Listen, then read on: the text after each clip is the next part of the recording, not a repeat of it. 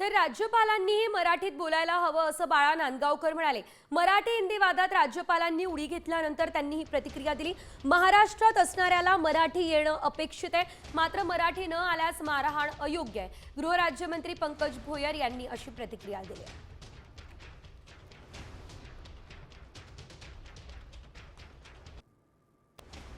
वाटतं की त्यांनी मराठीतच बोललं पाहिजे, तेही मराठी बोलतच असतील, काही विषय येत नाही। ते जर मराठी इकडे येऊन बोलत असतील, मला माहिती नाही ते एक्झॅक्टली मराठी बोलतात की नाही, पण जर बोलत असतील तर इतर भाषिकांनी या राज्यात आलेले आहेत, वर्षानुवर्ष राहतात, त्यांनी मराठी का शिकू नये?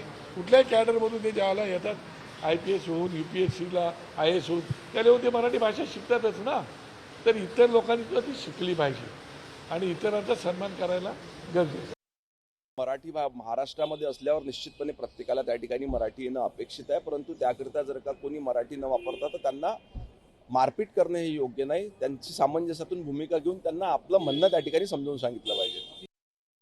आता isakal.com आहे देशातील नंबर 1 ची मराठी न्यूज वेबसाईट। प्रत्येक अपडेटसाठी isakal.com ला नक्की भेट द्या।